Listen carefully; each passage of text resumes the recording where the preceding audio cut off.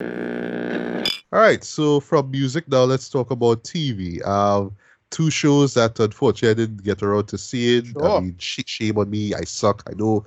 One in particular I was really excited for, just giving off the response. The feedback he was giving me. That would Yeah. be Abbott Elementary, right? So you could Yes. start off with that, and Sure. then a show that still I have not seen the first season of. I know I suck, even though I am a huge fan of the actress. Because of Orange is the Black, right?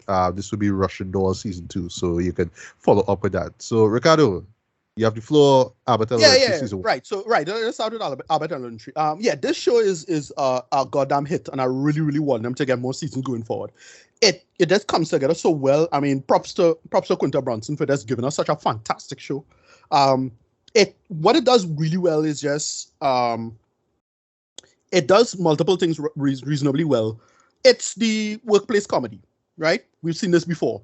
Verite style workplace comedy. The show that spearhead this premise and conceit is The Office, right? We understand The Office. Well, the British Office, technically, if you Well, The wanna Office. And I be say, real nitpicky, right? no, well, yeah, The Office. In terms of spearhead and the conceit of it, like when you think of workplace verite style comedy, right? That's it. Working class comedy. You're making the conceit, but here's the thing: the show I more liking it too. In terms of as a working comparison, I actually more compare it to Scrubs, to be honest, right? Just Oh, right. Good yeah, observation. replace if you just replace doctors with teachers and then make it work, because it has a lot of great like commentary about a lot of great social commentary about the education system, the nature of the education system, how people is go forward and talk about class dynamics when it comes to um the how students approach how American school systems all kind of issues is addressed, things like means testing and IQ tests and all of these kind of things. Quinta Brunson plays Janine Teeks, as this happy-go-lucky kind of teacher who just come up and just really hopeful, but then you have the more cynical older teachers that she's bounced off of. Her and Cheryl Lee Ralph is fantastic. Cheryl Lee Ralph have to win an award for something for this, because she's so good, goddamn great in this. And then that's what made me think about the show being similar to Scrubs, because her and Cheryl Lee Ralph is kind of like what JD and Dr. Cox was like, right? Similar conceits. The older cynical ones are all, it's a whole conceit in comedy, but you bounce off each other in terms of the cynical one versus the upbeat one and how they feel off each other. Janelle James as the principal, she's great in this. Ava Coleman, just this zany principal, and if you learn the criteria and the circumstances of how she became principal, it's absolutely hilarious, and how it's paid off at the end of the season is great. Tyler James Williams, everybody hates Chris himself. He comes in as Gregory Eddie. He's a great character. Like he was vying for the principal job. He has a whole career and in specialization of teaching when they call teaching training, and he comes up in that, and they make it work in that conceit, and he has a whole antagonistic relationship with Janelle James. Tyler James Lisa Ann Walter.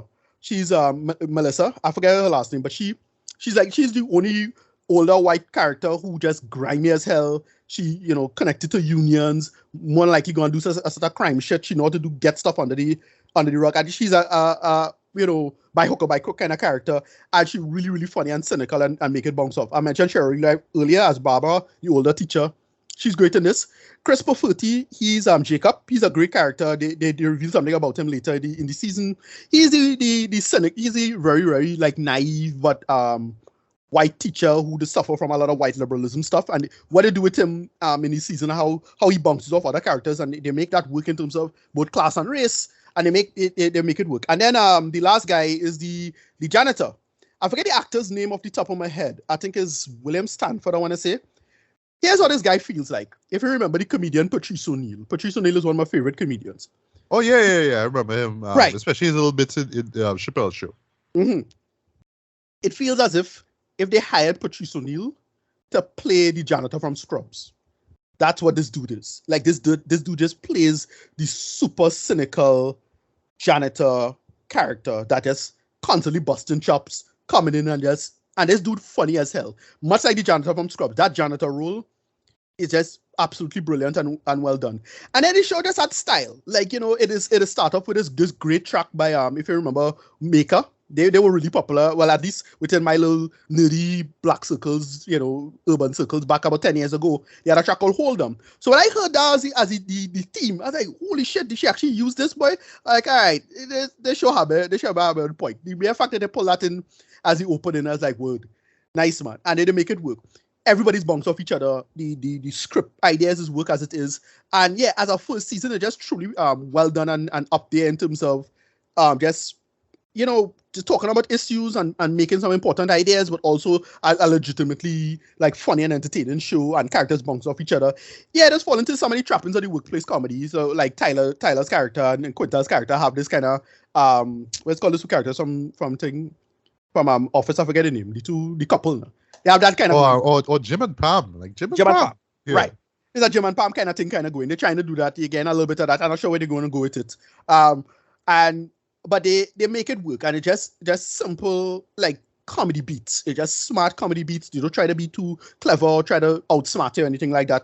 They meet you on your level, make it work, and yeah, it's covered the gamut in terms of good writing and fantastic storytelling overall for a workplace comedy. Yeah, I had to give this like almost. I can't think of any major problems with it. I had to give it like a perfect score. Like nice as it is. Like it in terms of. Like, it just ticks every box off the top of my head. Like, it's not for me personally, in terms of like someone like I more into the edgy humor kind of stuff, but like in terms of aiming to its audience and knowing what it is and what it needs to be. Yeah, Quinta Brunson just absolutely nailed the conceit though. Yeah, like closer 9, 10 out of 10. I have no problem giving it a perfect score. 10 give it a 10, man. Don't dial it back by a 9. No. Yeah. It's just a truly fantastic show, and it does exactly what it needs to do as a show for a show like this. Yeah. As she's one of those who we gotta protect at all costs. Like with Issa Rae, right? So I 10 know, out right? of 10. 10 out of 10. Fantastic show, dog. Fantastic show. All right. Well, I am now excited. I'm even more excited now to see this show, man. All right. Well, the thing I hope. The thing I mentioned before is child actors. That is the big reason why the show does go over the top. Okay. Child actors. I should have mentioned that. Yeah. So that's the last point. All right. And I hope the same can be said for Russian Doll, right? No, but it's still solid. It's shorter. It feels almost like a kind of side story from the first season. So what they do? Okay, so they get into Russian Doll. What Russian Doll season 2 does is it gets into the conceit of, so it switches up the time conceit this time. So the first season was all about the time loop stuff, right? It's a time loop, it's Groundhog's Day, and you're using that as your big central metaphysical conceit. And the show is less a sci-fi and more like a tantamount to magical realism, to be fair, right? So it's all about a lot of ideas when it comes to limbo and the afterlife and a lot of metaphysical conceits about, how you feel about the world and sin and these ideas, right? And they resolve that in a really interesting way at the end. And they kind of, well, for lack of a better term, break the loop because they had to learn about a lot of things about themselves, right? The two main characters, Nadia and Alan, right? Yeah, the two of them, how they come together and they had to learn about a bunch of conceits about themselves and make it work in the central premise. Season 2 now, what it does, it's instead of using Groundhog Day, which is one time-based conceit, well, we get another classic time-based conceit by the way of Quantum Leap, if you remember that TV show, right? Starring Scott Bakula. Oh, yeah. The big conceit of this one was Nadia goes back in time, but she goes back in time in the body of her mother, right? Going back 40 years. So it's, well, currently is the year 2022. It goes back to 1982. And she goes back in the mother's body, played by Chloe Sevigny, of all people, which was interesting casting. Okay. Yeah. And that the man she was hanging around with, which catch me off guard, because watching the face, like, oh, he in this? Shalto Copley. Shalto Copley is in this. Oh, word? Okay, I haven't seen him in a hot minute. yeah, I see that while. He's great at this. Eh? He has a small part, but it's a great small part. And then Charlie Bennett's character, Alan, he goes back in time to 1962, right? Where he inhabits the body of his grandmother while she was in East Berlin, right? While the wall was up during the Cold War. And because his grandmother is from Ghana originally. And she was studying in East Berlin. And she was helping some dissidents effectively escape East Berlin to get to outside of the wall to go to West Berlin effectively. And I thought that whole conceit was so interesting. And the big central conceit is that is about whether or not you should change your past, and the usual time travel stuff about regret and how you should change your past and what you should do and what it feels like. And Natasha's character Nadia had to learn a big dark secret about her past involving her mother and her grandmother, because her grandmother is a Hungarian Jew who survived the Holocaust, and the Nazis stole a bunch of gold, and then they get back the gold, and there's a whole thing with that. And all I'll say is that it's good. It's really good character stuff, but I felt it didn't tie together as strong as it could have, especially coming down to the end. It is surprisingly short. Like, I binged it in one night because it's like just only 7 episodes, and each episode was 20 minutes or so. And I was actually like, oh, is it just like a long movie, effectively. I'm surprised I binged it, but it's still good character stuff in terms of the time, and then everything started to get wonky because she carried, well, it just get weird. You'll see why and how. And I can't say in good conscience is as good as season 1. But it's still solid. Like, I still liked a lot of what he was trying to do and say in terms of the world and her characterization and what she had to go through in terms of her having to accept the past. Because that's, I think, what this one is about. Her character is very riddled by trauma because of the mother's mental health issues. And they play with that in terms of how she had to grow up. And they do that really, really well in terms of that. But then I felt Charlie's characters, he could have tied with that a little better because I thought that was going to be relevant to the story, but it really wasn't. But anyway, it was good. Like, I can't say it great, but good. Like, solid. But I just felt it could have been probably a little longer. I'm not sure how much of the pandemic affected it or whatever it is. But yeah, I don't know. I think she should do, like, Natasha, whoever it is, was involved in the creation of this. I think Amy Poehler was involved as well.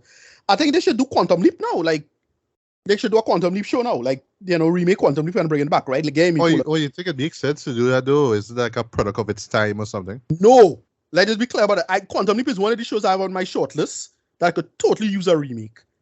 Just modernize it. Because you had like 30 years of material to work with. Like, you could totally do it. Like, I ain't saying no. Whatever. Rating. Yeah, like a 7 out of 10. Like, closer to 8, to be honest. Good character stuff. But I felt the themes and the ideas could have just gelled together and stitched together a little better. But still good character stuff. Like, I really like what he was trying to go for with Nadia and her history and the mother and the grandmother and why it is that they were the way they were. And, basically it's generational trauma and the legacy of trauma in a sense. Like, a lot of it is that. Especially with her own life and then her relationship with Ruth and what they do with that. Is a lot of good character stuff for what it is. But as it is, I felt it really just didn't tie together as strongly as it could have. But I still really liked it, and I still was engaged in the entire thing. But yeah, so that's about it. Yeah, 8 out of 10. All right, nice.